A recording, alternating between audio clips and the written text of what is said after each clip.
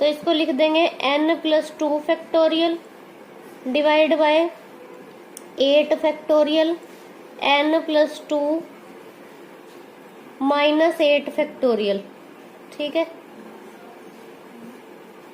Divide by n-2 factorial. और यहाँ पे अब r तो आएगा नहीं, तो सीधा लिख देंगे n-2 -4 factorial is equals to 57/16। n+2 हो गया, 8 फैक्टोरियल हो गया।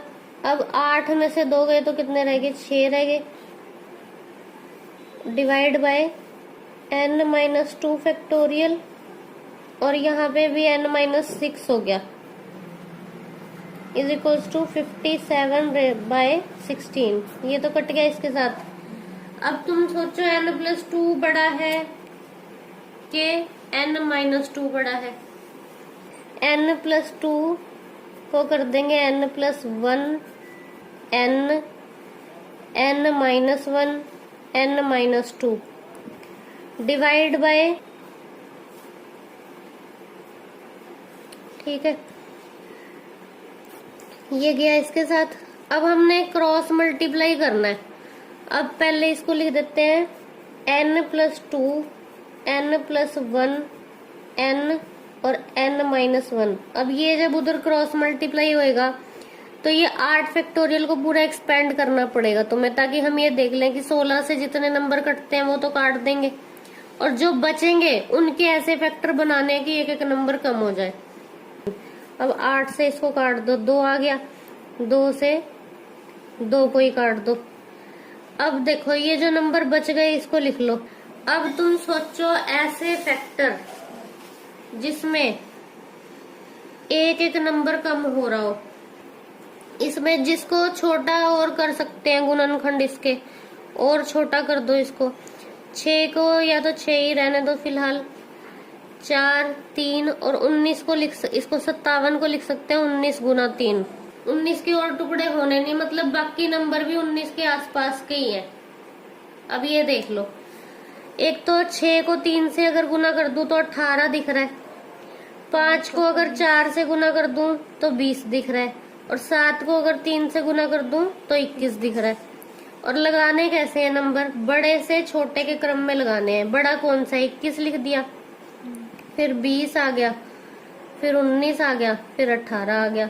तो पहले ये वाले सारे इधर उतार लेना और बराबर में क्या लिख देना, 19+2 19+1, फिर 19 ही आ गया, फिर 19-1। तो n कितना बैठ रहा है अपना, 19 बैठ रहा है।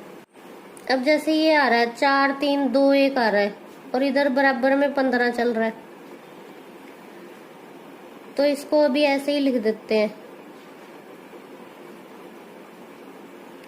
अब यहाँ 4 नंबर है और इन्हें भी मल्टीप्लाई करके ऐसा बनाना है, मतलब ऐसे 4 नंबर देखने हैं जो कि एक एक कम हो रहा हो। जैसे मान लो कि मेरा n 15 है, मैं लेट करती हूँ कि n 15 है। अब तुम सोचो 15 में से 4 गए तो कितना हुआ, 11। 5 गए तो 10, हाँ 6 गए तो 9, 7 गए तो 8। तो यहाँ एक एक नंबर कम ही हो रहा है, पर n तो फिक्स है। इस साइड ऐसे फैक्टर सोचो कि वो एक एक नंबर ही कम हो रहा हो। जैसे अब मैं इसको और एक्सपेंड कर दूं तो 4 को तो ऐसे ही लिख देती हूँ 3 2, और इसको क्या लिख सकती हूँ, 3 गुना 5 लिख सकती हूँ। अच्छा नंबर भी 4 बनाने हैं हमने। अगर मैं एक नंबर 3 ले लूं, हाँ ठीक है, एक नंबर 3 ले लिया, एक नंबर 4 ले लूं, एक नंबर 5 और एक नंबर हो गया 6।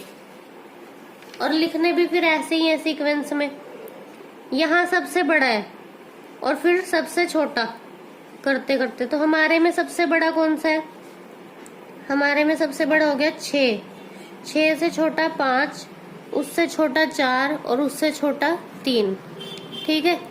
अब तुम खुद सोचो कि मैं n क्या लूं कि उसमें से 4 माइनस करने पे 6 आ जाए।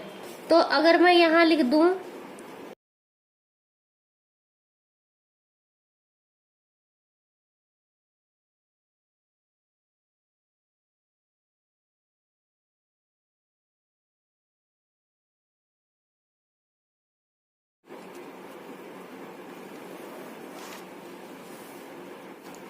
2 तो सिर्फ इसमें से कॉमन आ सकता है ना, यहाँ से 2 कॉमन कैसे आ जाएगा? और अगर यहाँ से 2 कॉमन लूंगी तो यहाँ तो 1 बचेगा, 2 कैसे बचेगा? तो ये तो 2 ऐसे ही रहेगा, 2n-1 ऐसे ही रहेगा, इसमें से 2 कॉमन आ ही नहीं सकता। फिर 2 मैंने इसमें से कॉमन ले लिया, यहाँ हो गया n-1 divide by n-1 n-2 is equals to 11। अब n-1 कट हो गया, अब क्रॉस मल्टीप्लाई कर दो, 4 को गुना कर दो 2n-1 से is equals to 11 multiply n-2। अब इसे सॉल्व कर लो, 8n-4 is equals to 11n-22, 11n-8n is equals to -4 + 22। 11 में से 8 के कितना हो गया? 3n is equals to 18, n is equals to 6।